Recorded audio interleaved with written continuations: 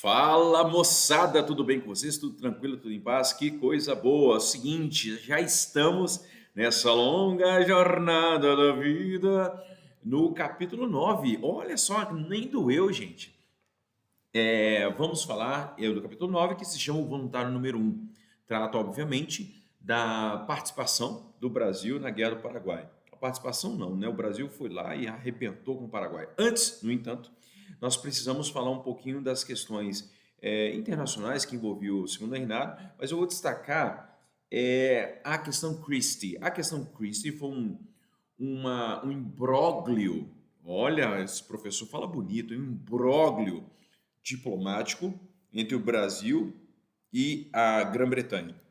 Basicamente, tudo começou quando um navio britânico, um navio inglês, ele naufragou e aí ele foi saqueado. Cara, pessoas morreram, tá? Os corpos chegaram na praia e o pessoal lá de Porto Alegre foi lá e... Não era Porto Alegre não, mas uma cidade lá no... Quer dizer, eu não sei, eu não me lembro exatamente qual cidade que era, mas o pessoal lá no Rio Grande do Sul foi lá e saqueou o navio. E aí o William Christie, que era o diplomata britânico no Brasil, exigiu que houvesse uma reparação e que então Dom Pedro, enfim, reavesse essa situação. Para piorar o problema, em 1862, três marinheiros estavam fazendo arruaça no centro do Rio de Janeiro, tinham bebido bastante, estavam fazendo bagunça e eles são presos. E aí o William Christie exigiu que Dom Pedro, não, peraí, já é bagunça, você vai ficar prendendo cidadão britânico nesse país de vocês? E aí ele exige desculpa, o Dom Pedro II fala com ele, talk to my hand, I'm not talking to you, William Christie. E aí ele ignorou completamente o William Christie, que ficou pé da vida, o William Christie mete o pé, e aí navios brasileiros, olha só gente, uma bobagem, navios brasileiros são presos pela Marinha Britânica. E aí Dom Pedro II falou assim, olha, então é o seguinte, vocês estão apelando, não vou negociar com vocês, tá bom? Então Dom Pedro encarou os caras, falou, assim, vem, qual é que é, meu irmão? Vai ficar aqui tirando o Brasil? O Brasil é grande, Zé. E aí Dom Pedro encarou os caras. A situação degringolou de uma tal forma que o Brasil vai cortar relações diplomáticas com a Inglaterra. Vê se pode, gente. A Inglaterra era a principal parceira comercial do Brasil e o Dom Pedro simplesmente corta a relação diplomática com eles lá. Bem, e aí, só que é uma coisa muito interessante, porque a peitada que Dom Pedro faz acaba resultando na criação de uma imagem de um imperador guerreiro, imperador forte, bravo, o imperador que encarava ali, não, que isso, filho, vai meter o pé aqui não, Zé. E aí ele, portanto, se torna ali, consegue construir essa imagem. Ali, a gente está falando de 1861, o Império estava de vento em polpa, a situação estava tudo ótimo, estava tudo tranquilo, tudo em paz. Só que muitos problemas começam a acontecer ali na região do Prata. Quando eu falo região do Prata, eu estou falando ali o sul do país, estou me referindo ao Uruguai, ao Paraguai e à Argentina. E estão acontecendo muitos problemas nessa região, muitos conflitos, inclusive o presidente da Argentina e o presidente uruguaio estão com uma treta em relação ao Paraguai, inclusive ameaçam invadir o Brasil. Bem, essa treta toda, ela vai se resolver em algum momento, mas ela vai ficar com resquícios. Ela vai ter alguns resquícios aí. A questão toda é o seguinte, o Uruguai, ele tinha sido parte do Brasil. Então, o Brasil tinha certa ingerência ali no Uruguai ainda. Quando houve um problema no revezamento do poder, não é essa palavra que eu queria usar não, mas quando havia uma passagem de poder de um presidente para o outro no Uruguai, o Brasil interveio no Uruguai, eu falei Paraguai, mas é Uruguai, tá? Eu estou falando só do Uruguai por enquanto. O Brasil interveio ali no Uruguai porque estava tendo uma disputa muito grande entre um candidato e um outro, um representando os colorados e o outro representando os blancos. E o Brasil, ele intervém a favor dos colorados, e aí ele ajuda a subir no poder um cara chamado Venâncio Flores. Qual que é o problema disso? O Venâncio Flores, ele não era muito simpático ao Paraguai, Como que o Paraguai surge aí do nada? Porque o Paraguai é um país que não tem acesso ao mar. Ele é um landlocked country, ele não tem acesso ao mar. E aí ele precisava ter uma boa relação com o Uruguai para que suas mercadorias passassem ali pelo Rio da Prata. Pois bem, só que como o Brasil ele intervém nessa situação e o Venâncio Flores não era muito simpático ao Paraguai, o Solano Lopes, que era presidente do Paraguai, invade o Brasil, porque o Brasil estava atrapalhando os negócios do Paraguai. Então aí o Solano Lopes, Brasil, você vai ficar interferindo nos meus problemas aqui, vai interferindo aqui nas minhas gavetinhas, então tá bom, eu invadi você. Então o Francisco Lopes invadiu o Brasil, porque o Solano Lopes era a favor daquele outro partido, né, dos blancos, do Aguirre lá no Uruguai, e aí o conflito começa. O conflito começa então com a invasão do Brasil pelo Solano Lopes. Imediatamente, Dom Pedro II ele vai para a Uruguaiana mostrando uma ideia, ou tentando criar uma ideia de voluntário número 1, para estimular as pessoas para se também voluntariarem para lutarem na guerra. O problema todo é o seguinte: o Brasil não tinha exército. Nesse momento, tudo era muito improvisado. As batalhas eram improvisadas, quer dizer, as batalhas não eram improvisadas, não, as batalhas são improvisadas. A gente não sabe o que vai enfrentar, mas enfim. Mas a estrutura, a logística, tudo era mais ou menos improvisado. Então, o exército ele vai se formando. A Guerra do Paraguai ela foi muito importante para a formação do exército. E aí o Brasil entra de um jeito na guerra e sai completamente diferente dessa guerra.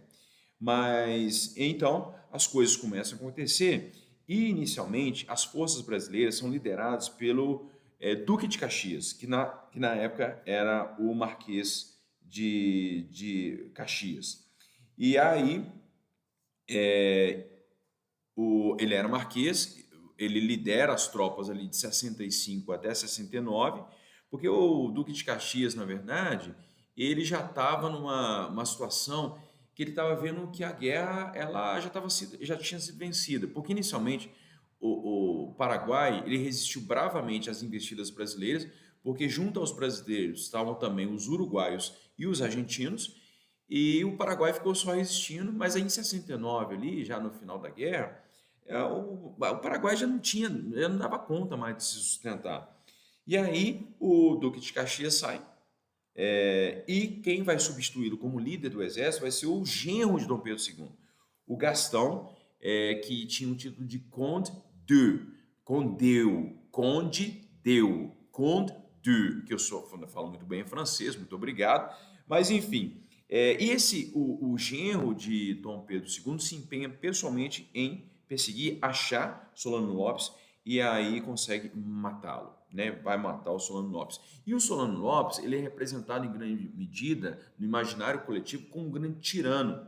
Bem, o Solano Lopes, que de santo não tinha nada, ele não era exatamente esse tirano que foi pintado. O problema todo é que quem conta as narrativas sobre a guerra é o vencedor. Eu disse já várias vezes para você que a primeira vítima da guerra é a verdade, porque ela vai ser disputada o tempo todo ali por aqueles que estão lutando. E no final das contas, então, Solano Lopes ele é tido como esse imperador. Mas, se você avaliar bem assim, o Brasil, o Uruguai, a Argentina colocaram à prova seus interesses políticos, econômicos, comerciais, etc, etc. Então, de bandido e de mocinho, todo mundo tinha um pouquinho. Então, esses caras acabam... mas o Brasil conta a história da Guerra do Paraguai de um jeito e os paraguaios, obviamente, contam de uma maneira completamente diferente. O fato é que o Paraguai foi completamente destruído, grande parte da população morreu, grande parte da população masculina majoritariamente morreu, foi assassinada e no final das contas sobraram poucas mulheres, crianças, pessoas doentes e velhos, idosos, né, que ficaram ali. Só que há várias consequências importantes da guerra para o Brasil. Primeiro que o Brasil ele se endividou, porque ele teve que recorrer a empréstimos para montar os soldados, a infraestrutura ali, a logística da guerra, para a uniforme, a marinha, etc, etc, etc. Mas, e isso eu vou falar daqui a pouco, vou falar no próximo capítulo, mas tem uma coisa muito importante que é o seguinte: com o desenrolar da guerra, houve a necessidade da presença de mais pessoas na guerra. E com isso, muitos escravizados foram forçados a se alinharem nas tropas. Houve pessoas que mandaram escravizados para que eles fossem alforriados depois da guerra, mas teve gente que vendia. Então foi um problema muito sério. Só que esses escravizados, em muitos momentos, mostraram um grande empenho para que o Brasil vencesse. Então esses soldados brancos, mulatos, estavam lutando ali do lado dos escravizados, acabam que eles se tornam sensíveis à causa da abolição da escravidão. Então o exército brasileiro ele sai da Guerra do Paraguai ali disposto a discutir a questão da abolição da escravidão. E muitos dos oficiais passaram a defender a abolição da escravidão, porque a promessa de que muitos escravizados conseguiriam a alforria, essa promessa não foi cumprida em grande medida por diversos momentos, em diversas situações. Então o exército vai ficar ali com uma situação meio que problemática com o Império. Então, se a guerra começou com um exército improvisado, a guerra termina com um exército organizado, um exército politizado, um exército já com uma organização. E o exército vai ser o principal grupo, o principal entusiasta do fim do Império. Eles vão ser uma verdadeira pedra no sapato do Dom Pedro II. E o mais curioso, para finalizar esse vídeo, é que a guerra envelhece Dom Pedro. Dom Pedro ele entra na guerra ainda com um aspecto jovial e ele termina a guerra já envelhecido. A barba dele já está toda branca, o que dá um indício do seguinte: a partir do final da Guerra do Paraguai, ali em 1870, Dom Pedro ele já está começando a envelhecer juntamente com seu império, com seu governo. O que a perspicácia da autora do livro, da Lília, é justamente mostrar isso, como que a degeneração do império está totalmente ligada à própria degeneração da figura de Dom Pedro, que já está cansado, porque afinal de contas já tem 30 anos que ele está no governo, né? De 1840 a 1870, então não é pouca coisa não. Ele já está ali com uns 50 e poucos anos de idade, né? Então já está bastante envelhecido, tá bom, moçada?